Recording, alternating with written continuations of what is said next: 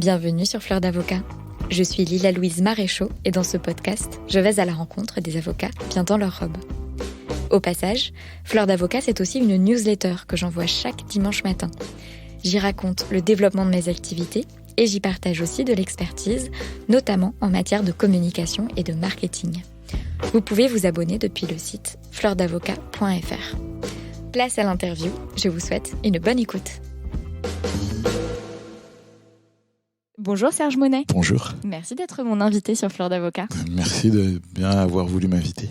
Alors, je vous en prie, Serge, racontez-moi comment et pourquoi vous êtes devenu avocat. C'est une longue histoire en ce qui me concerne. Aussi loin que je me souvienne, je pense avoir toujours rêvé d'être avocat. Ah ouais. J'ai découvert ce métier quand j'étais tout petit, parce que je suivais une série qui parlera pas aux plus jeunes, mais qui marchait bien à mon époque, qui s'appelle Perry Mason. Ok, vous n'êtes pas le premier à évoquer Perry Mason dans le podcast. Ouais, bien heureux. En fait, j'étais fasciné par lui, et j'avais envie de faire comme lui. Et j'ai compris plus tard qu'il était avocat, ce type. Qu'est-ce qui vous fascinait chez Perry Mason ? C'était la dimension de combattre l'injustice. Parce qu'on savait dans la série que la personne était sans aucun doute innocente, mais il y avait tout contre lui. Et lui, au fur et à mesure du film, de l'épisode, eh bien, il y arrivait, il y parvenait. Et je me disais, il faut que je sois cet homme-là parce que j'avais la sensation, moi, de vivre au quotidien pas mal d'injustices. Ouais. C'était quoi les injustices qui vous environnaient ? À mon âge, c'est des injustices de celui qui a moins d'argent que les autres, qui n'a pas la même couleur que les autres, qui n'a pas les mêmes vêtements, le même mode de vie. Donc, je trouvais que c'était pas cool, quoi, les réactions des gens. Et moi, j'avais identifié ça comme de l'injustice. Je trouvais ça injuste. Ils étaient pas gentils avec moi alors que j'étais gentil. Ils étaient pas neutres avec moi alors que j'étais totalement objectif. Ils étaient pas cool. Ils étaient pas mal de choses qui, en réalité, répondaient à des impératifs sociaux, mais que moi, je vivais comme une parfaite injustice. Quelque chose de personnel, ouais. Qu'est-ce qui se passe dans la tête de ce petit garçon qui veut devenir Perry Mason ? Qu'est-ce qui se passe après ? J'en parle d'abord à mon grand frère qui me dit mais non, en fait c'est un avocat le type, donc je veux être avocat. Et puis je me rends compte lorsque je suis notamment au collège. Vous savez, au collège, dans les premiers jours de classe, on écrit le nom, le prénom, la profession du père, de la mère, et puis quelle profession vous voulez faire. Et quand moi j'écrivais avocat, ça faisait rire tout le monde. Et on me disait mais t'es un malade. Et donc ça m'a encore plus donné envie de le faire en réalité. Et les gens vous disaient ça parce que vous étiez pas bon élève et que du coup ça semblait farfelu, parce que je sais pas, qu'est-ce qui fait que les gens se disaient mais t'es malade de vouloir être avocat ? Parce que je pense qu'il y a des clichés autour de ce métier. Le cliché principal, c'est des gens qui parlent bien, qui sont intelligents. Et comme moi, je parlais beaucoup, mais pas forcément bien pour mon entourage, et que j'étais pas le premier de la classe, effectivement, ça paraissait totalement en contradiction avec ce que j'étais. En revanche, ça faisait écho à mon côté fanfaron. Donc, comme le mec, il parle beaucoup, il se voit avocat, mais comme le mec est pas lucide, il dit n'importe quoi. Donc, j'aurais dit, je vais être astronaute ou pilote de ligne, peut-être qu'on n'aurait pas eu la même réaction. Ah ouais. Mais vous voyez, la proximité entre une personnalité et l'idée qu'on se fait d'un métier faisait dire aux gens, mais lui, il est à l'ouest, en fait. Ouais. Il croit qu'il peut, juste parce qu'il parle beaucoup. Mais c'est pas ça, l'avocat. Je crois que vous êtes le premier à utiliser ce mot fanfaron que j'adore dans le podcast. Et donc, du coup, je veux savoir ce que vous aviez de fanfaron. Et peut-être, j'imagine que vous êtes toujours un peu fanfaron, mais ce que vous aviez de fanfaron à l'époque. Mais c'est parce qu'en fait, j'étais le type, comme j'avais pas grand-chose pour moi, j'existais en étant le mec drôle, le type qui avait de la répartie, qui était vachement dans la charriade. On se charriait beaucoup à l'époque. J'étais pas le dernier pour ça. Donc, j'avais l'image du joyeux de riz, quoi. Le fanfaron, le comédien, le gars qui veut briller, mais il n'y avait pas de fond pour les gens. C'était beaucoup de paraître, beaucoup de comédie. Alors que l'avocat, je pense que c'est un métier, s'il en est, on identifie que c'est des types vachement intellectuels. Solennels. Exactement. Il y a quelque chose de tellement normé dans ce métier, ça pouvait pas correspondre à ce type qui courait partout et qui faisait un peu tout et n'importe quoi par la parole. Et vous dites que, au contraire, ces moqueries, en tout cas le fait qu'on vous prenne pas au sérieux quand vous disiez que vous souhaitiez être avocat plus tard, que au contraire ça vous a encore plus renforcé dans ce désir. Vous avez fait des études de droit tout de suite après le lycée. Comment ça s'est passé pour vous ? Oui, au fur et à mesure de mon cursus, j'ai compris qu'il fallait faire des études de droit. Et donc, une fois que j'ai eu le bac, immédiatement, je me suis mis à la fac de droit. Mais au départ, parce que tout ça se construit quand on est au collège. C'est vraiment les réactions des autres qui ont permis de faire monter en moi un trait de caractère que j'ai découvert, c'est que j'ai pas mal d'abnégation en réalité. Et que mon côté d'être dans la contradiction pouvait aussi servir de moteur pour aller au bout d'un objectif. L'abnégation, vous y attendiez pas ? Non, parce que j'avais pas réalisé quoi que ce soit pour le mettre en exergue. Je joue au foot, j'avais mes petites sorties, mes délires avec mes potes, mais il n'y avait pas de quoi faire preuve d'abnégation encore. Qu'est-ce qui fait que vous avez pris conscience de votre pouvoir d'abnégation, de votre capacité d'abnégation ? Parce qu'en fait, j'ai pas lâché. Alors que c'était tellement simple, finalement, de lâcher. J'ai jamais omis cette envie d'être avocat. Alors même que finalement, dans les réactions des autres, on me mettait sous le nez les arguments pour que j'arrête. Parce qu'on me disait, c'est des études très longues, des études très compliquées. Il faut de l'argent, il faut du réseau, il faut ceci, il faut cela. Donc, des arguments qui auraient dû avoir un écho chez moi. D'autant plus que mes proches, mes potes de l'époque, n'étaient pas dans cet état d'esprit-là, eux. Ouais. Et alors, il y a quelques invités du podcast, je me souviens plus précisément qui, mais qui se sont vraiment retrouvés dans la configuration où c'était même un conseiller d'orientation qui va dire « Ah non, mais tu n'iras pas en filière générale au lycée parce que, en fait, là, ça va pas, donc tu vas nous faire un bon bac pro ou des choses comme ça. » Enfin, qui poussait vachement vers quelque chose qui n'allait pas rendre facile le fait de devenir avocat plus tard.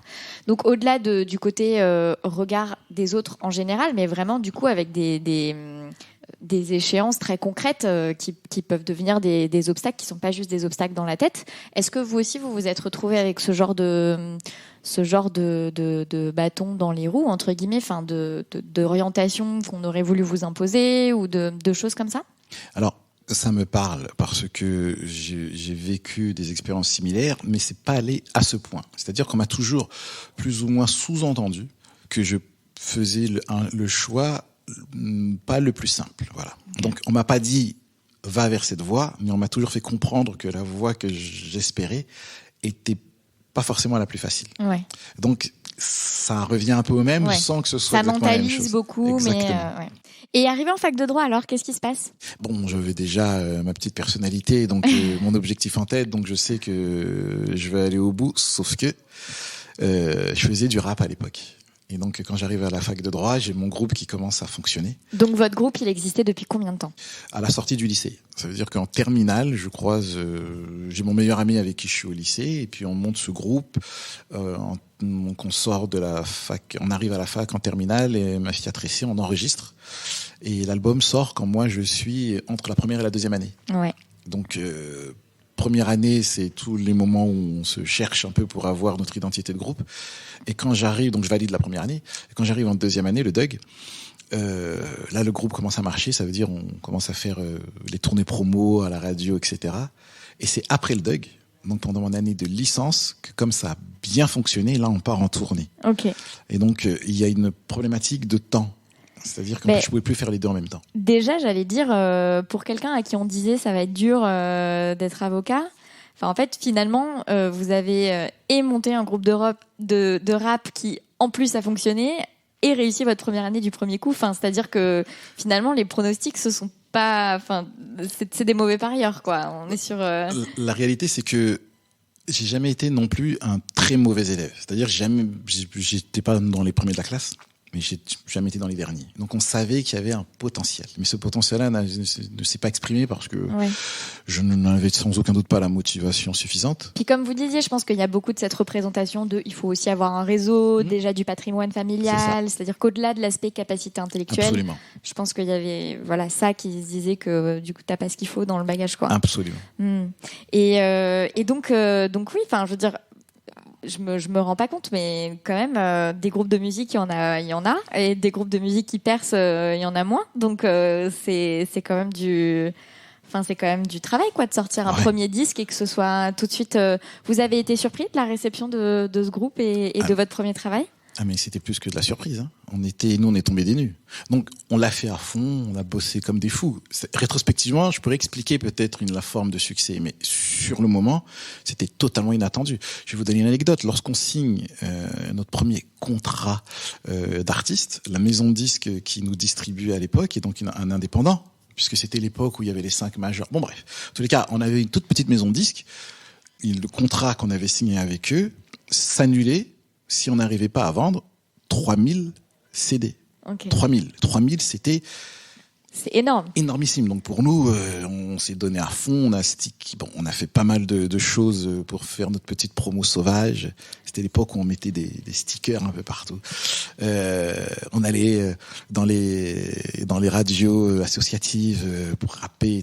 On était vraiment à fond dedans. C'était un vrai travail à temps plein presque. Et c'est vous qui démarchiez les radios, c'est vous qui faisiez tout ce marketing. Ouais. On y allait, on toquait, oui, qui est là, c'est nous, on s'appelle Mafia Tracy, on veut rapper, on vous êtes pas invité, oui, mais bon, on est là.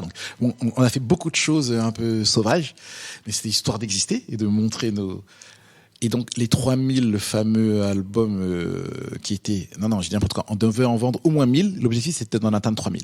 Et donc, on en avait vendu 1000 en 2 jours, je crois. Ah ouais, mais donc c'est là, énorme. On est tombé de notre chaise. Donc, et c'est pour ça qu'après, on a eu l'idée de faire l'album. Les gens sont allés à la Fnac et ont acheté le CD, quoi. Ouais. Okay, trop fou. À l'époque, ça s'appelait un EP. Donc EP, extra player, parce qu'il y avait que 3 titres. Ouais. Bon, 6 en tout, mais que vrai 3. Et donc, nous-mêmes, on s'est dit, c'est pas possible. Et puis, c'était sur Paris. On n'était pas encore dans toute la France. Ouais. Et puis, clairement, quand on vend 1000 CD, c'est pas la famille et les amis qui ont acheté pour faire plaisir. Exactement. Donc, on est dit, mais... Et on s'est dit, tellement c'était incroyable, et c'est pour ça que tout s'est enchaîné, on s'est dit, on a peut-être un créneau, enregistrant l'album derrière. Ouais. Et donc, dans la foulée, on a enregistré un album, ce qui n'était pas du tout prévu. Donc, l'album complet, c'est à la fin de la première année de droit. 2e année. À la fin de la 2e année. Donc, fin de la première année, vous sortez l'EP. L'EP. Ça marche de façon tout à fait inattendue. 2e année, vous faites votre année de droit et en plus, vous montez l'album que vous sortez à la fin de l'année. C'est ça. Et c'est là que vous arrivez en licence, que le truc, j'imagine, a explosé entre-temps. Ouais. Et là, vous vous dites... et donc, le fait de faire une pause, de se dire, il faut que je fasse un choix entre les deux, ça a été... à la fin de la 3e année, justement, ou au début? Au début, ouais. C'était en cours de... Vraiment après la sortie du disque, quoi. C'est ça. Et en fait, c'était même pas un choix, parce que pour moi, c'était une évidence. Vous vous rendez compte? Un truc... à l'époque, j'ai 20 ans, même pas. Et puis, mais c'est exceptionnel. C'est tourner, entrer dans les boîtes, être reconnu dans la rue... C'est des choses qui sont absolument surréalistes en réalité. Ouais. Et donc, et le vivre. Et on n'a pas envie que ça s'arrête. Ouais. Donc il faut le vivre maintenant, parce que ça va s'arrêter demain. Ouais. Donc, et c'est vrai que quand moi je m'inscris dans ça, je me dis de toute façon ça va s'arrêter, donc je vais reprendre mes études tout de suite. Et en fait non, ça a duré. Ça a duré combien de temps? Mafia Tracy, ça a vraiment duré, vraiment à fond, pendant 4 ans. Ouais, puis après, il y a eu une 5e année où ça commençait à être un peu moins bien. Et puis, en tout cas, ça a duré pendant 10 ans. Moi, j'ai arrêté mes études pendant 10 ans, en fait. Ouais. Alors, moi, j'écoute un peu de rap, mais j'ai pas du tout de culture rap et encore moins de ces années-là.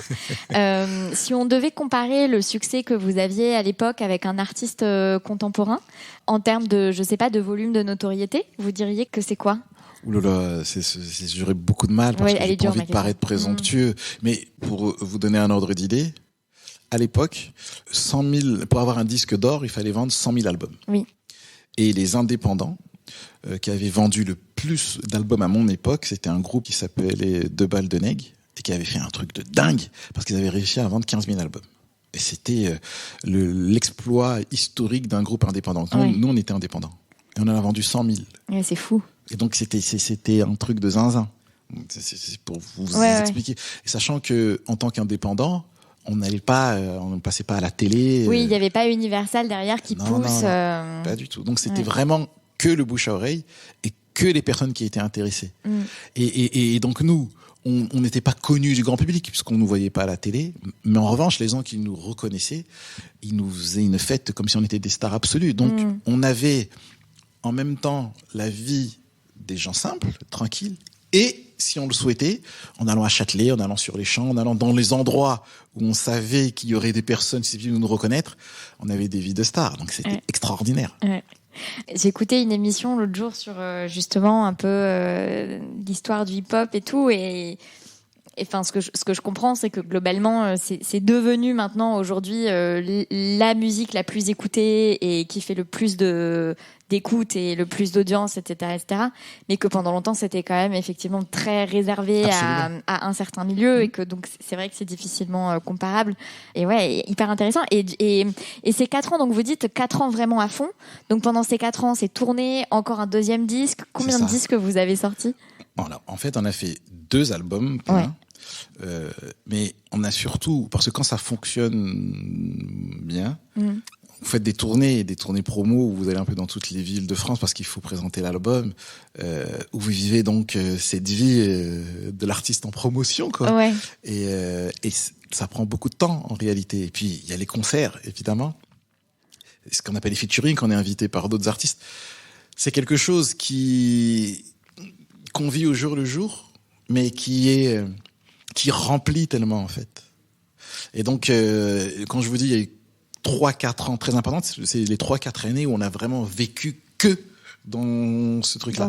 Après, il y a eu les dissensions, parce qu'on était quand même un collectif, c'est-à-dire un groupe avec pas mal de personnalités. Dans le groupe, il y avait Yannick. Vous avez dit cette année-là, mais celui qui avait sorti ces soirées-là, qui avait repris ces soirées-là de Claude François et que ça s'appelle ces soirées-là. Il y avait Diams dans le groupe. Donc vous voyez, il y avait des personnalités quand même assez importantes. Et mais c'est fou. Non, c'était donc il y avait de quoi effectivement pouvoir vivre des moments haute en couleur. Et quand les difficultés sont arrivées, ça se finit pas du jour au lendemain, mais c'est ce qui s'est passé sur la fin du 2e album, et on s'est posé les bonnes questions. Mais en effet, et c'est pour ça que ça restera quand même pour moi des souvenirs d'une beauté incroyable, c'est qu'on a vécu des moments qu'on peut pas s'imaginer sans le vivre vraiment. Je suis désolé des redondances, mais non, mais je comprends. J'imagine que ce soit.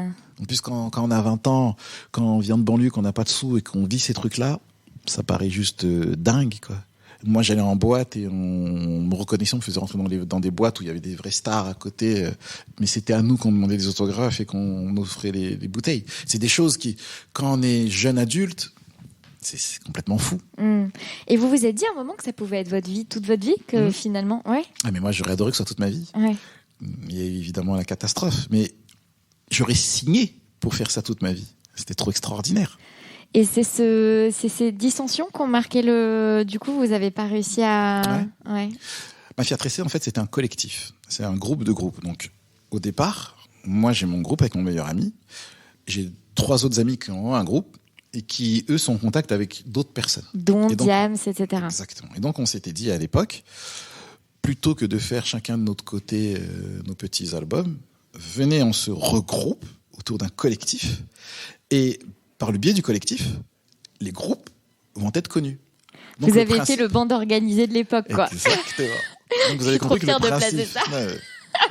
Vous rebondissez, hein. Donc le principe, c'était que les groupes soient connus. On n'avait pas prévu que Mafia Tressée, donc le collectif... Et donc le buzz a été autour du collectif. Les gens voulaient le collectif. Donc on n'a pas pu difficile de synchroniser autant de personnes autour d'un projet commun. Et c'est quand l'argent arrive qu'il y a un problème. Ouais. Après le premier album qui a extrêmement bien fonctionné, on a été signé dans une maison de disques, une majeure, cette fois chez Sony. Et là, c'est plus pareil. Là, c'est plus la colonie de vacances, c'est plus les mômes impétueux. C'est hyper normé. Dans les maisons, on n'imagine pas le truc en maison de disques où vous avez des chefs de produits, des chefs de disques, des chefs de promo, des chefs de publicité, il y a que des interlocuteurs différents qui n'y connaissent pas forcément grand-chose à la musique, mais qui sont très bons en commercial. Et ça ouvre des portes qu'on n'avait encore jamais vues, avec des comment je vais dire ça, des discussions où le groupe n'est pas toujours là, où tout le monde est, donc on propose à certaines choses qu'on ne propose pas à d'autres. Ça fait remonter des envies, des personnalités, et quand on se retrouve nous tous, on se dit mais pourquoi toi t'as fait ça en fait? Pourquoi toi t'as répondu oui alors que nous on a dit non? Et donc c'est ces choses-là qui fait que le groupe explose, parce qu'on réalise qu'en fait, on n'a pas tous la même vision de la musique, la même vision de la vie, et qu'en fait, on ne peut pas rester ensemble. Et vous n'avez pas réussi, avec votre avec votre meilleur ami avec qui vous aviez initié. Oui, avec votre meilleur ami, vous avez essayé de refaire quelque chose de votre côté derrière ? Absolument. Ouais. Avec mon meilleur ami et les 3 amis, donc puisqu'on était 9 dans Mafia Tressé. Donc on va dire que on était un groupe de 5. Donc moi, mon meilleur ami et 3 autres qui formaient un autre groupe, Mouvance en l'espèce. On a créé un autre groupe. On a monté notre label. On a créé un groupe qui s'appelle Quinte Flush. Et c'est avec ce groupe-là qu'on a souhaité faire nos trucs de notre côté. La difficulté, c'est que c'était Mafia Tressé qui était connu. Donc, quand on a arrêté Mafia Tressé pour vivre les groupes en solo, ça l'a pas fait. Car les maisons de disques, les radios, les interlocuteurs n'étaient pas intéressés par les groupes qu'ils connaissaient peu finalement. Ouais. Car encore une fois, le principe de Mafia Tressé, c'était de fondre les groupes dans le collectif. Donc quand on faisait des morceaux, c'était pas mon groupe qui avait un morceau dans Mafia Tressé. C'était on se mélangeait. Vous comprenez ce que donc les personnes qui écoutaient Mafia Tressé et qui appréciaient le son, la musique Mafia Tressé, étaient pas forcément intéressées par de manière individuelle. Mais oui, parce que c'était pas ça la matière. Donc c'était compliqué. Ouais.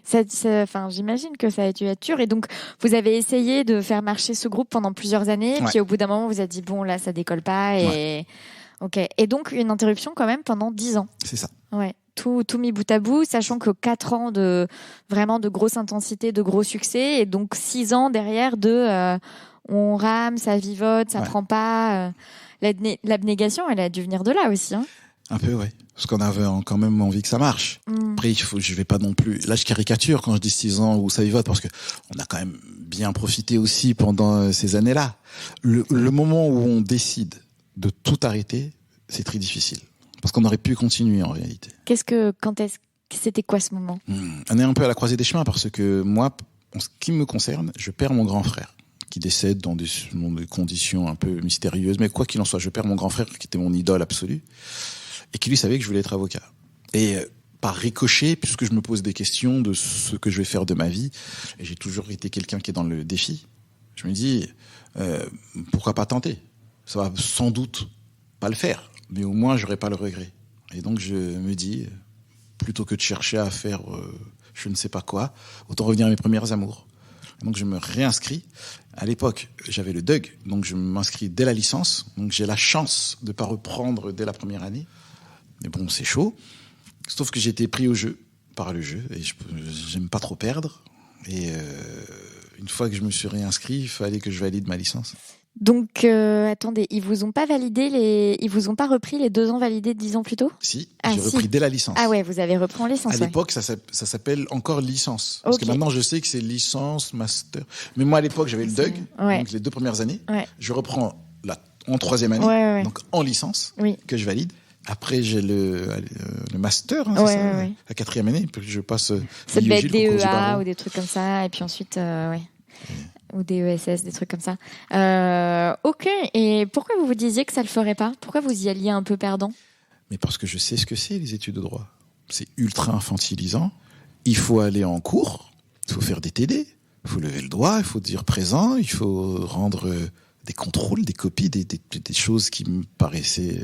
horripilante, hein. Ouais. J'ai plus le temps, plus l'âge, plus le caractère pour ça. Ouais. Moi, je me suis retrouvé avec des camarades de classe qui ont 10 ans de moins que moi et des profs qui ont 5 ans de moins que moi. Donc bon, beaucoup de choses qui... Je sors d'une vie où je signe des autographes et je rentre à l'œil en boîte. Ouais, faut mettre l'orgueil de côté, quoi. C'est pas simple, hein. Ouais. Et moi, je suis pas... J'ai pas la matrice pour ça, en réalité. Donc, ça a été assez difficile. Et en plus, comme j'étais sorti du cursus, il fallait que je me remette à niveau intellectuellement. Car là, c'est la théorie. Et donc, il faut se retaper les bouquins, les cours. C'était un truc de fou, hein. Ouais. Mais vous l'avez fait quand même. J'ai loupé en juin et j'ai eu la licence en septembre. En rattrapage ? Ouais. Et là, ensuite... ça a fondé quelque chose. Ouais. Parce que je me revois bosser l'été parce que ça me rendait dingue. En fait, j'avais loupé en juin ma licence. Au lieu d'avoir 10, ils m'avaient mis 9,91, un truc comme ça. Je me suis dit, c'est pas possible, en fait, ils veulent pas. Et donc, c'est soit j'abandonne en me disant ils veulent pas, ou soit je leur montre que je leur ai. Et moi, je fonctionne comme ça. Je me suis dit, non, je vais pas lâcher, en fait. Et donc, j'ai bossé comme un dingue en l'été. J'ai eu au rattrapage et ça m'a ragaillardi. Je me suis dit, et donc j'enchaîne le master et puis. Ouais. Et c'était aujourd'hui vous êtes pénaliste. Est-ce que c'était sûr que vous seriez avocat pénaliste ou vous projetiez autre chose? Je savais pas qu'il y avait autre chose. Okay. Moi, je pensais qu'un avocat c'était un pénaliste. Okay. Pour moi, l'avocat il plaide. Il est à la cour d'assises, en correctionnel. Il défend le type dans le box. Donc j'ai découvert le métier d'avocat pendant mes études. Donc pour moi, et je pense que je saurais pas faire autre chose. Hein. Oui, il fallait que je sois pénaliste, c'était une évidence. Et donc vous faites ces études, parce que donc vous avez 30 ans, comme vous dites, 30 ans à peu près, comme vous dites, vous êtes plus vieux que tous vos camarades, presque des profs. Vous avez cette vie un peu folle. Il y a quand même un moment où il faut ne serait-ce que faire des stages. Vous allez à l'IEJ, enfin. Il y a ce côté où on redevient étudiant. Ouais. Comment vous avez trouvé vos stages? Comment ça s'est passé? Ne serait-ce que ça, quoi, d'être dans la position du stagiaire à 30 ans, alors qu'on a eu une vie un peu folle derrière. Enfin, ouais, comment vous avez vécu ça? C'est bizarre que vous me posez la question alors que vous savez rien de ma vie, parce que effectivement, les stages ont été fondateurs. Lorsque je reprends mes études de droit, je comprends que comme j'ai pas de réseau, que je connais personne et que je suis plus vieux que tout le monde, il va falloir que je me fasse moi-même. Donc, pendant mes études, je choisis de faire un stage. Et donc, c'est pas des stages obligatoires, puisque les stages obligatoires vont arriver. Ouais. Et donc, je fais un stage chez Dominique Inchospé. Pourquoi? Parce qu'un de mes amis est très proche d'une avocate de son cabinet. Et donc, il m'envoie vers elle, puisqu'il sait que je vais faire du pénal. Et donc, mon premier stage, je l'obtiens en insistant un peu auprès de ces avocats qui vont me faire le pari de m'aider, de mettre un peu la pétrie, et puis ils n'avaient pas besoin de stagiaire. Mais je leur ai raconté mon histoire, ils ont vu mon âge et tout, et ils ont bien voulu me prendre. Et donc ce premier stage a été extraordinaire parce que c'était Dominique Inchospé, Florence Rémy et Carole Foissy, des avocats, et qui ont compris ma problématique et qui m'ont tout de suite mis à l'aise. Et donc, tout en m'apprenant le métier, ne se sont pas comportés avec moi comme on se comporterait avec le môme de 20 ans. Et donc c'était génial car j'ai vécu dans leur proximité comme un adulte. Ça m'a donné encore plus l'envie et le goût. Et Dominique Inchospé était un ancien secrétaire de la conférence. Et donc avec lui, j'ai eu des échanges de haute volée en termes d'éloquence, d'élocution. Ces gens-là m'ont vraiment donné l'envie. Donc moi, je savais que je voulais être avocat pénaliste. Ces gens-là m'ont donné l'envie d'être avocat tout court, en fait. Et pourquoi pas secrétaire de la conférence. Ouais. C'est là que vous avez découvert l'institution. C'est là où j'ai découvert l'institution. Et ensuite, les stages obligatoires? Là, c'était plus compliqué parce que sur le marché, il y a tellement de monde. Pourquoi on va prendre Serge Monet, le banlieusard qui n'a pas de réseau de 30 piges? Donc là, c'était plus. Mais pourtant, j'arrive pas à croire que vous ayez pas de réseau. Parce que dans vous avez quand même passé 10 ans dans le milieu de la musique. Il y a quand même des avocats dans ce milieu. Pas du tout. Des artistes. Non, pas du tout. Pas du tout. Pas quand on est artiste. Ouais. Mais vous pouviez demander aux maisons. Pas du tout. J'avais pas cette relation-là avec eux. Okay. Ce que je vous disais tout à l'heure concernant Sony. En fait, les gens qui sont dans les bureaux, ils vous regardent de haut. Vous êtes qu'un produit. Nous, on n'est que les artistes. On n'est rien du tout. À la limite, j'aurais été le manager du groupe, pourquoi pas, mais moi, je suis que l'artiste. Donc, ils en ont rien à faire, en réalité. Et c'est cette relation qui a participé de la fin de mon groupe. Car eux, ils ont absolument rien à faire qu'on s'entende bien entre nous. Donc, ils n'ont pas hésité à aller mettre des choses dans la tête de certains d'entre nous parce que les transformer en produits marketing. Ouais. Donc, non, j'avais aucun réseau qui se rapprochait du monde des avocats. Le monde des avocats, c'est un milieu très particulier. Et vous aviez pas d'autres rappeurs qui ont fait des bêtises et qui ont été défendus par des avocats? Mais ça vient plus tard. Ouais, ça vient plus tard. Mais au moment où je suis avocat, on n'est pas là en train de dire t'as fait des bêtises, c'est qui ton avocat? Ouais. Pas du tout. Et puis une fois que je sors du milieu, c'est difficile d'aller les voir et leur dire au fait, je reprends mes études de droit. C'est impossible. C'est-à-dire que la relation telle qu'elle était avant interdisait tout retour en arrière donc il fallait que je parte de zéro et même de moins que zéro car je suis finalement un stagiaire compliqué. Aujourd'hui, moi avocat, je sais pas si je prendrais Serge Monet comme stagiaire. Je vois le nombre de sollicitations que j'ai. À quel moment je vais penser à prendre le type de 30 ans, quoi. C'est pas dans l'ADN de ce métier. Les stagiaires, ce sont des gens qu'on forme et qui vont vous regarder comme comme si vous étiez leur idole. Mais moi, je vais idolâtrer personne. J'ai eu une vie hier qui fait que... C'était moi l'idole. Comment te dire ? J'ai un profil qui est compliqué. S'il y a que moi, pourquoi pas ? Mais quand on a un choix pléthorique, on va pas prendre... Et ça, je l'ai compris très vite. Et davantage lorsque j'étais dans mon premier stage. Ouais. Parce que j'ai beaucoup parlé avec Florence, Dominique Inchospé, Carole, qui sont des gens d'une ouverture et d'une générosité, mais qui sont rares, finalement, dans le métier. J'ai une chance absolue de tomber sur eux. Donc, une fois sorti de ce stage, qui n'était pas un stage obligatoire, quand vient le temps des stages obligatoires, c'est compliqué. J'en veux pour preuve que je n'ai pas trouvé de stage. Ah ouais ? Le stage que j'ai obtenu, c'est par le biais de mon petit frère qui avait lui un avocat à l'époque et qui lui a demandé de me choisir comme un service quasiment. Et c'était Joseph Cohen-Saban, qui est un type génial et qui a bien voulu. Mais il m'a pris pour rendre service, pas parce qu'il en avait besoin ou qu'il m'avait jugé extraordinaire. Oui. Vous n'avez pas été recruté parmi d'autres de façon neutre. Il y a eu ce côté préférentiel. Absolument. Ouais. Et donc ça, c'était parce qu'il y avait déjà à l'époque plusieurs stages obligatoires. Tout à donc fait. Ça, c'était un des stages obligatoires. Et l'autre, comment vous vous y êtes pris ? Je l'ai eu grâce à mon premier stage. C'est-à-dire que c'est ce qu'on appelait le PPI, Projet Pédagogique Individuel. Pour faire court, c'est un stage autre part que dans un cabinet d'avocats. Oui. Ils avaient un lien très fort avec la directrice des affaires juridiques d'Air France, que j'ai rencontrée pendant mon stage. Et lors d'une discussion, un peu comme une boutade, ce serait bien si vous preniez Serge, s'il avait son concours d'avocat. Elle a dit banco. Je suis en train de vous imaginer chez Air France. Eh oui, j'étais chez Air France. Atroce. Bon, c'est génial sur le papier, j'ai appris, mais... Vous avez fait quoi chez Air France ? J'imagine du droit des affaires plus. C'était pas.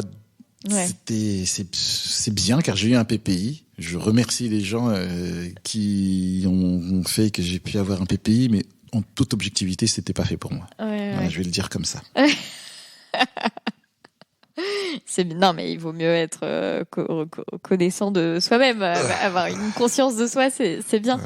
Bon, en tout cas, le fait est qu'à la fin de tout ça, vous avez le CAPA et que vous pouvez prêter serment. Et donc, finalement, ce titre d'avocat, vous l'avez, quoi. Ouais, finalement, je l'ai. Et je me suis bien battu pour l'avoir. Ouais. Je me suis vraiment bien battu pour l'avoir. Car autant, j'ai bossé comme un dingue pour avoir ma licence une fois l'été, là. Mais pour avoir le concours d'avocat, ça a été monstrueux. Donc oui, à partir du moment où j'ai repris mes études, je crois que je n'ai jamais autant travaillé de ma vie.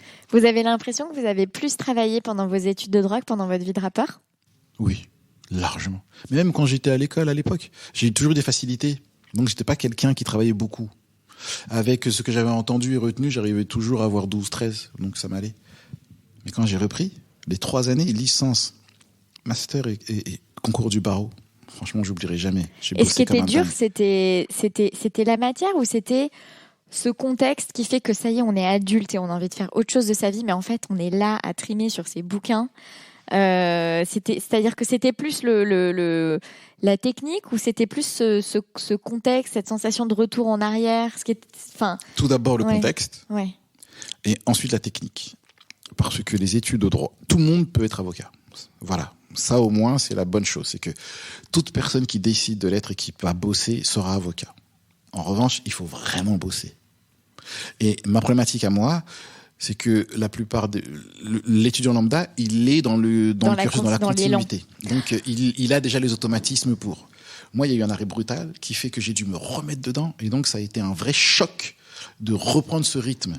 Donc, il y a d'abord le choc de la licence qui est assez... Après, il y a la maîtrise où on va plus vers... on se rapproche de vraiment ce qu'on voudra être. Et donc, c'est encore des nouvelles matières. Et bien alors, le concours d'avocat, c'est un peu zinzin. Donc, c'est pour ça que ces 3 examens-là sont hyper différents, tout en demandant la même dose d'investissement personnel, mais qui sont tellement scolaires. Non, mais moi, là, je me dis, je serais incapable de reprendre d'être l'étudiante que j'ai été il y a 10 ans, quoi. C'est-à-dire que les heures en amphi, à prendre des notes, la concentration que ça requiert. Et ensuite, on rentre chez soi et on remet le nez dans les livrets de TD, les trucs, on fait ses fiches d'arrêt, on fait ses cas pratiques. Enfin, c'est une discipline. Mais je pense qu'on sous-estime complètement. On se rend pas compte quand on est étudiant de l'entraînement que c'est. Et c'est vrai que je comprends ce que vous voulez dire parce que je l'ai pas vécu, mais je l'anticipe. J'imagine très bien ce côté où en fait faut refaire un muscle, quoi. Faut refaire ce muscle du bachotage, en fait. C'est ouais. C'est pour ça que je suis assez fier de ce que j'ai réalisé, car c'était vraiment pas simple. Je suis placé pour vous le dire, c'était vraiment pas simple. J'en ai chié, excusez-moi l'expression, j'en ai vraiment chié. J'avais la chance d'avoir ma meilleure amie qui était toujours à côté de moi quasiment tous les jours, sinon je sais même pas comment j'aurais fait en réalité. Et elle vous disait, tu lâches pas, chat. Ouais. Elle m'appelait, elle me réveillait quasiment le matin. Allez au boulot. Elle était, non, pour ça j'ai de la chance de pas. Le fait d'avoir cet âge-là m'a permis aussi d'avoir autour de moi des personnes qui avaient les bons conseils. J'ai pas eu de parasites dans ma nouvelle vie d'étudiante. J'avais des personnes qui étaient conscientes de ce que je vivais et qui avaient les mots justes. Après, ça devait venir de moi, mais j'étais accompagné. Ouais. Mais j'en ai chié quand même. Et puis en plus, je sortais de l'échec de ma Fiat Essai. Ouais. Donc une estime de vous pas au top. Déjà, et même matériellement, c'était plus pareil.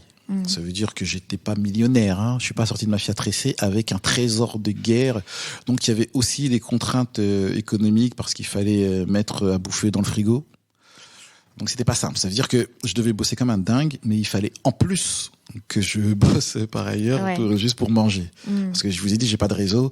Je pense que ça nous a pas échappé. Je suis pas né dans l'opulence. Bon, voilà. Donc j'ai dû me faire moi-même tout seul comme un grand. Quand ma Fiat Essai se termine, je ne précise pas qu'on se fait escroquer dans les grandes largeurs par notre producteur, parce que là ça devient caricatural, mais c'est la réalité. Donc oui, j'ai repris à plus que zéro. Ouais, je comprends. Ouais, donc quand vous obtenez ce titre, et alors autour de vous, quelles ont été les réactions sur ce titre autour de vous? Autant on m'a pris pour un fou au départ, en me disant c'est génial ce que tu fais, mais t'es quand même complètement dingue. Autant à la fin, lorsque je l'obtiens, les réactions de mes proches, de mes amis, ont été à la hauteur de l'exploit finalement. Je revois cette œuf extraordinaire qu'ils m'ont fait quand j'ai eu le concours. Et je me suis vu comme la fierté des miens en fait. Et cet honneur d'entendre les gens qui disent maintenant on va pouvoir dire qu'on a un avocat en fait. C'est des trucs, même là j'en parle, j'ai un peu des frissons parce que j'avais rêvé d'en être aussi pour ça quelque part. C'est vrai la fonction d'avocat quand on n'est pas dedans, parce qu'on en revient quand on est dedans. C'est un peu comme être artiste. Quand on est artiste et qu'on voit ce qui se passe, bon, vu de l'extérieur, on se dit on a envie d'être avocat parce qu'il y a beaucoup de valeurs.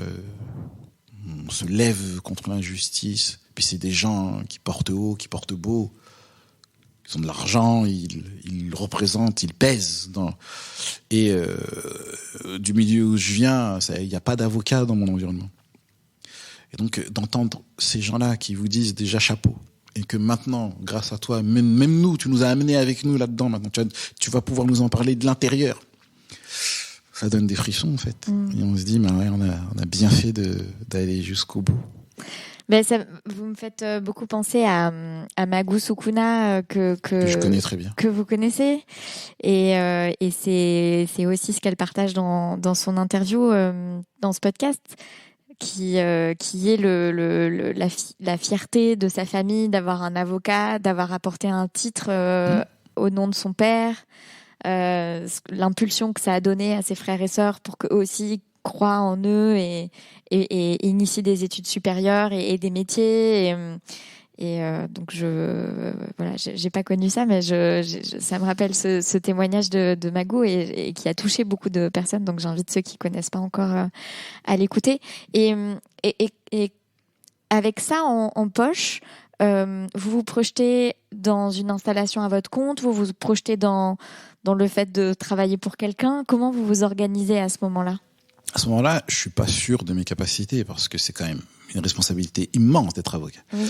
Et donc, mon but, c'est d'être le collaborateur de Joseph Cohen-Saban, qui est lui-même un immense avocat. Et je me dis, en étant collaborateur chez lui, je réunis tout ce que je souhaite, beau cabinet, et puis belle activité. Sauf que dans le temps de mon stage final, je trouve que j'ai pas le profil pour être collaborateur. C'est-à-dire que je m'imagine pas recevoir, j'ouvre des grands guillemets, parce que je ne veux manquer de respect à aucun collaborateur ici, mais je me voyais pas recevoir des ordres, en fait. Et c'était compliqué pour moi de m'imaginer mais j'avais besoin quand même que l'on me propose la collaboration, parce que c'était aussi une manière d'avoir le message qui consistait à entendre que j'avais les compétences. Donc j'ai joué le jeu, et c'est vrai que Joseph Cohen-Saban m'a proposé la collaboration. Mais dans le même temps où il me le propose, il me dit, sache-le, mais je pense que tu devrais te mettre à ton compte aussi. Et Dominique Inchospé m'en avait déjà parlé également. Donc c'était super, car j'ai eu les deux, quoi. J'ai eu ce grand homme, grand avocat, qui me dit, t'as les compétences, mais tu peux aussi te mettre à ton compte. Ce qui était quand même, au fond de moi, mon objectif final. Donc oui, je me lance et je me mets à mon compte, tout de suite. Donc finalement, on skippe la collaboration et tout de suite à votre compte. Ouais. Et alors, ça se passe comment ? Très difficile. Je crois que les premiers mois. Les premiers mois, j'ai passé plus de temps à regarder mon téléphone en essayant de l'hypnotiser pour qu'il sonne qu'autre chose. J'ai pas eu de dossier avant. Et puis, au bout de 4 mois, un dossier, 2, puis 3, puis 4, et c'est parti. Ils sont venus d'où les premiers dossiers ? Des gens d'Ivry, puisque moi je suis de Ivry-sur-Seine, qui savaient que je m'étais installé, qui m'ont dit y a un tel là qui est dans la panade et on a pensé à toi. Et comme c'était déjà un dossier assez sérieux, ça m'a permis de tout de suite faire mes preuves. Car le plus difficile quand on est avocat, c'est d'exister. Et donc, c'est les dossiers qui vous permettent de démontrer que vous êtes capable. Il y a tellement de bons avocats, mais on ne le saura peut-être jamais. Moi, j'ai eu la chance, grâce à ma première vie, et parce que j'avais déjà plus de 30 ans, que les gens m'identifient comme potentiellement leur avocat. C'est-à-dire qu'ils se disent, on peut remettre notre vie entre ses mains. Et donc, j'ai eu des dossiers de ce type-là très vite. Et donc, ça m'a amené à plaider devant des juridictions. Il y avait d'autres confrères et des magistrats d'importance. Ce qui fait qu'on m'a identifié comme un pénaliste. Et pas comme un avocat, mais comme un pénaliste. Et je crois que je me débrouille assez bien pour trouver des mots. Et donc, j'ai pu faire montre d'une identité, de quelque chose qui s'attache à moi. Je pense que je plaide comme je sais plaider, en fait. Je plaide pas comme les autres. Et alors, comment vous plaidez ? Vous savez, je viens de la culture hip-hop, donc du rap. Et donc, dans cette culture-là, c'est très important, les punchlines, de pouvoir rentrer dans la tête des gens par des images qui vous marquent, que vous retenez. Et donc, moi, c'est comme ça que je plaide. J'ai besoin de rentrer dans la tête et d'avoir des images. Et je suis convaincu d'une chose, c'est que pour être entendu, il faut au moins qu'on vous écoute. Et moi, je sais que quand je plaide, on m'écoute. Après, ce qu'on m'entendra, c'est entre les... Mais au moins, on m'écoute. Et c'est déjà pas mal. Donc, des images, ouais. Des punchlines. Du rythme. Il n'y a pas de musique, mais il y a du rythme. Je me débrouille assez bien avec les silences et avec la tonalité. Je pense pas être un plaideur ennuyeux. Je me mets toujours à la place de la personne à qui je parle, en fait. Et je me dis, si c'était moi le juge, est-ce que ça m'agréerait d'entendre tel ou tel propos, telle ou telle posture, Et donc, je suis très attentif à ça, de voir si ça fonctionne chez l'autre. Donc, je tourne pas le dos, je vous regarde et je joue beaucoup avec ce qu'il se passe. Moi, si je plaide et que quelqu'un éternue, je vais lui dire à tes souhaits. Et puis, rebondir sur l'éternuement dans ma plaidoirie. Parce que j'ai besoin qu'on sente que c'est pas du pipeau, du blabla, comme un tiroir qu'on ouvre pour chaque dossier. Moi, j'ai besoin qu'on sente que je parle de ce qui se passe là, maintenant, ici. ici. Et que ce qui se passe là maintenant, ici, participe de ce qui va y se passer demain. Et donc, il faut que vous vous sentiez impliqué dans ce que je dis pour prendre la meilleure décision. Car au bout du compte, c'est ça le juge. Hein. Le juge, il va juger, mais il est surtout là pour prendre la meilleure décision, en fait. Après, ça le regarde. Moi, je peux pas lui imposer mon choix, mais il a un rôle. C'est de prendre la meilleure décision. Et pour prendre la meilleure décision, il faut bien tout entendre. Autant ce qu'a dit le parquet que l'avocat. Donc il faut bien m'entendre, en fait. Après, il tranchera.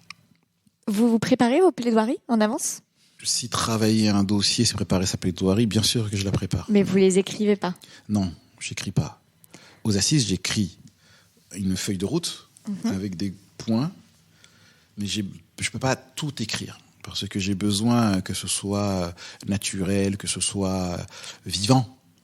Donc pour moi, c'est pas possible de tout écrire. En revanche, je comprends qu'on le fasse, car il faut quand même que ce soit dans le crâne. Et écrire, c'est une manière de l'apprendre. Moi, j'ai une mémoire visuelle assez importante, donc je peux écrire un truc et puis m'en rappeler. Bon, une fois que j'ai fini de plaider, je me rends compte que j'ai oublié la moitié de ce que j'avais écrit, mais j'en écris tellement que ça va, je retombe sur mes pieds. Ouais. Mais non, mais j'écris pas tout. J'ai besoin quand même...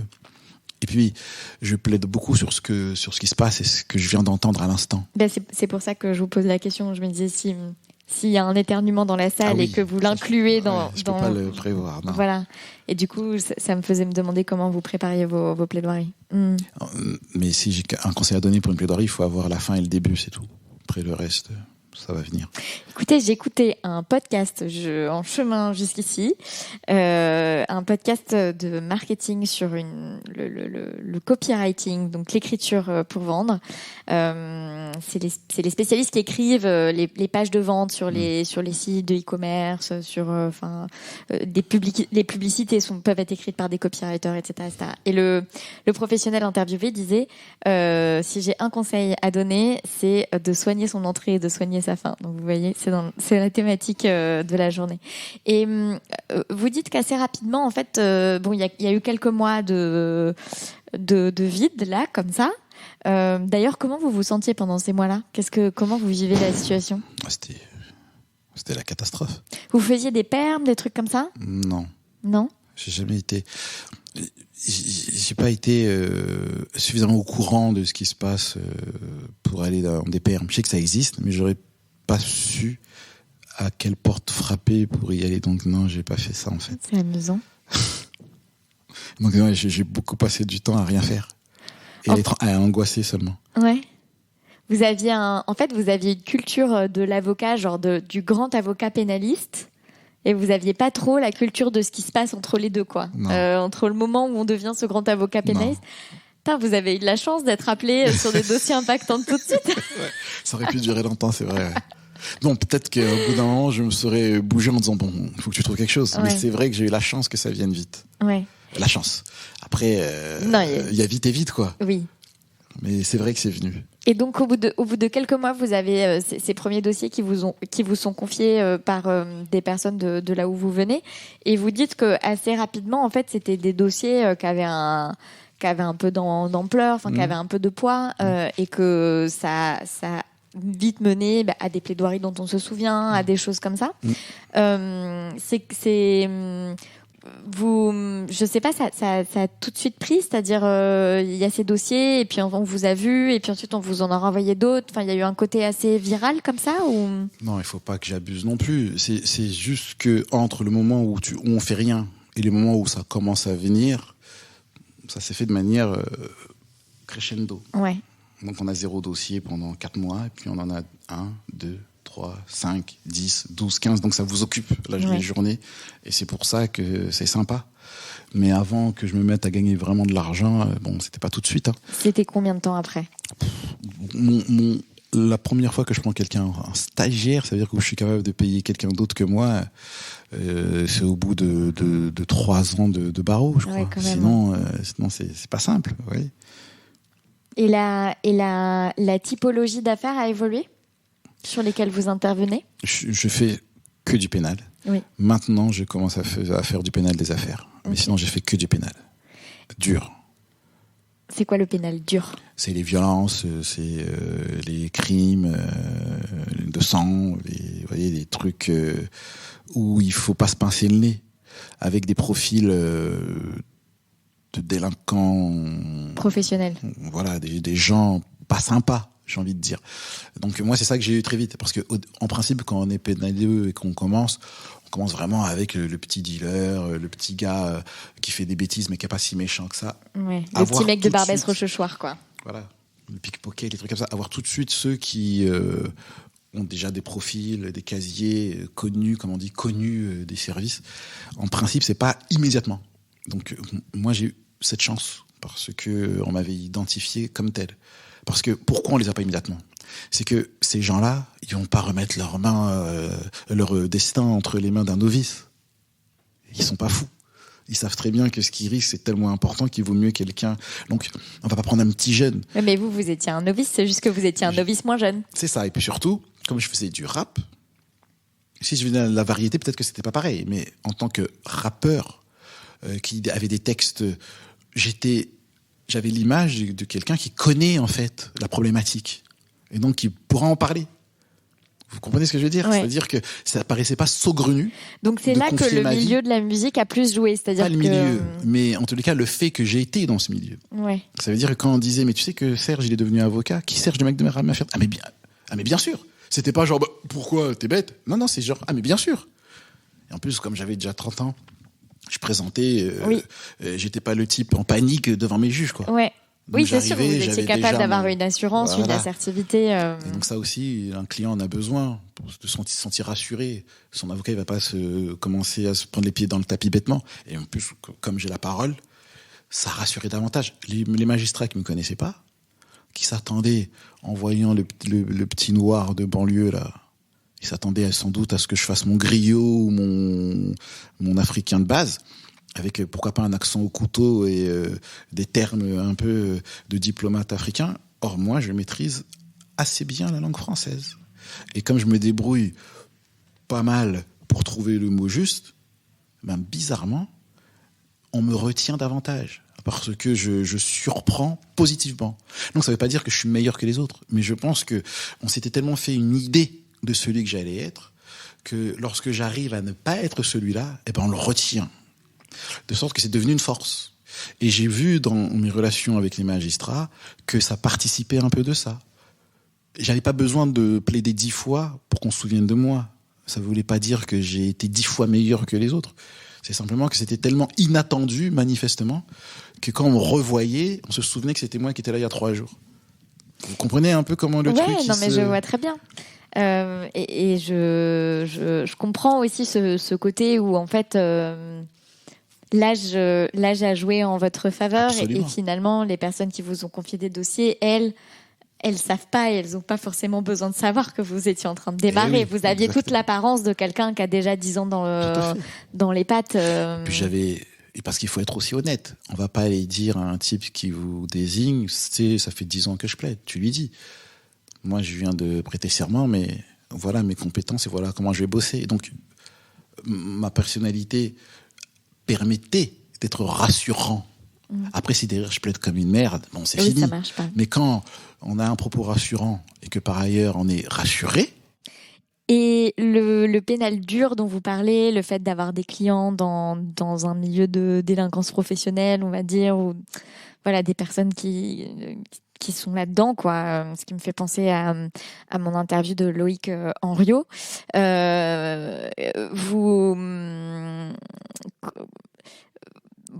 Je sais pas, vous vous attendiez à ces personnalités, vous vous attendiez à travailler pour ces personnes-là. Est-ce que vous aviez anticipé ce que ce serait au quotidien ?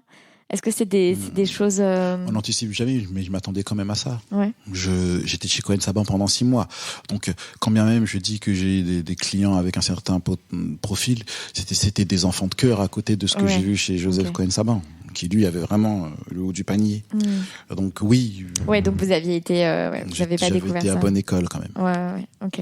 Encore aujourd'hui, j'ai pas la clientèle de Joseph Cohen Saban. Et vous dites, au bout de 3 ans, vous êtes quand même en mesure, cette fois, en plus de vous payer vous, de payer un stagiaire. Comment s'est déroulée votre activité? Aujourd'hui, vous êtes associé. C'est ça, aujourd'hui, je suis associé. Comment ça a grandi? Quelles ont été les grandes étapes du développement de votre... C'est les dossiers qui m'ont fait grandir, parce que j'en ai eu de plus en plus. Donc, à un moment donné, c'est très simple. Il faut quelqu'un d'autre, parce que je peux pas tout faire. Donc, je prends un collaborateur.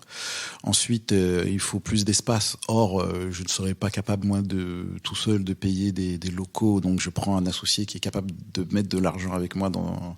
Et puis ensuite, on a envie d'acquérir nos locaux. Donc, on prend un associé avec qui on peut prendre un crédit. Et donc, on en arrive à ça aujourd'hui. Donc, en réalité, les étapes, c'est les dossiers qui rentrent, qui vous les fixent. Moi, j'ai pas mis un plan de carrière, en fait. Ça s'est présenté à moi comme ça, et puis j'ai accompagné. Donc, aujourd'hui, j'en suis satisfait parce que on a 4 collaborateurs, 3 stagiaires, on a acheté nos locaux, on est dans le 16, on est bien. Mais c'est vrai qu'à l'époque, j'étais très très loin de ça. Moi, à l'époque, je désirais être avocat et de pouvoir en vivre. Aujourd'hui, j'en vis vraiment bien et je suis très épanoui, je vais le dire comme ça. Ouais, c'est bien, ça m'arrange pour le podcast, qui est censé être un podcast sur les avocats bien dans leur robe, rappelons-le. Et donc, j'entends qu'une association qui est très, entre guillemets, de moyens, c'est-à-dire... on veut faire c'est-à-dire, c'est pas une association une sorte d'entreprise commune qui a une vision commune. Il y a peut-être un côté assez traditionnel dans votre façon de travailler, avec chacun a une clientèle très propre et vous partagez des locaux et vous partagez aussi de la main-d'œuvre avec des collaborateurs. C'est ça. Mais il y a quand même quelque chose de très individualiste dans votre façon de fonctionner. Toujours. Ouais, c'est un métier où on est un peu seul quand même. Donc on a des gens qui vous soutiennent et à qui on peut toquer lorsqu'on a des questionnements, mais c'est vrai que c'est un peu individualisé. Au départ, on a une SCM, Société Civile de Moyens, et aujourd'hui on est associé, mais dans une CELARL. C'est une société d'exercice libéral. Donc il y a toujours quelque chose d'individualisant et d'individualisé. De quoi vous avez envie pour l'avenir ? Il faut que ça continue de grandir. Et puis, mais ça veut dire quoi, continuer de grandir pour vous ? Pourquoi pas des locaux plus grands, plus d'associés, plus de collabs. Vous savez, hier, j'étais dans un collège dans le 94 parce que j'ai cette envie aussi de dire aux autres que c'est possible. Et en grandissant, on est encore plus légitime de le dire. Et on est encore plus... on s'expose. Et c'est un peu l'un de mes objectifs, d'être suffisamment inspirant par l'exemple, plutôt que par les grands mots. Et ça a conduit vraiment tous mes choix de vie depuis toujours, d'être inspirant. C'était ça le rap, c'est ça aujourd'hui en tant qu'avocat. Ce sera peut-être autre chose demain, mais il faudra continuer à être inspirant. Et donc inspirer l'ambition, inspirer la possibilité. Ouais, tout est possible. C'est ça que vous voulez inspirer ? Ouais. Bon, il y a beaucoup d'informations que j'avais pas à l'époque. Et donc je me suis construit tout seul. Donc j'ai la chance d'avoir l'abnégation pour aller au bout. Mais 1000 fois, j'aurais pu pas continuer. Qu'est-ce que vous auriez aimé savoir à l'époque ? Que j'aurais pu être avocat, en fait. Et que j'aurais pu être médecin, que j'aurais pu être pilote de ligne, que j'aurais pu être tellement de choses. Et en fait, je le savais pas. On me l'a pas dit. J'ai découvert. Ouais, vous y êtes allé à l'aveugle. Okay. Vous disiez tout à l'heure que vous auriez signé 1000 fois pour cette vie d'artiste toute votre vie. Ouais. Et vous n'étiez pas sans émotion de que ça se soit terminé, quoi, en évoquant ça. Aujourd'hui encore ? Dire non, ce serait un mensonge. Mais comme je suis lucide, que je sais que c'est terminé. Donc, mais effectivement, moi, si je pouvais faire que des concerts, je le ferais. J'adorais faire des concerts. C'est ce que j'ai préféré. Les concerts, c'était extraordinaire. Quelle est votre dernière joie ? Une relax que j'ai obtenue il n'y a pas si longtemps pour un client dont tout portait à croire qu'il n'obtiendrait pas. C'est des joies, malheureusement, dans ce métier qui sont rares. Parce qu'on est plus souvent déçu que heureux quand on fait du pénal. La plupart des combats que l'on mène sont perdus d'avance. Là aussi, il faut de l'abnégation finalement. Ouais. Qu'est-ce que vous portez sous votre robe ? Toujours des chemises, jamais la même. Et puis le pendentif qu'on m'a offert, qui s'appelle un Chai, qui s'appelle la vie. Parce qu'il faut avoir la vie. Toujours avoir de la vie. Et en plus, on dit que tant qu'elle est là, il y a de l'espoir. Merci beaucoup pour cet échange. Merci à vous.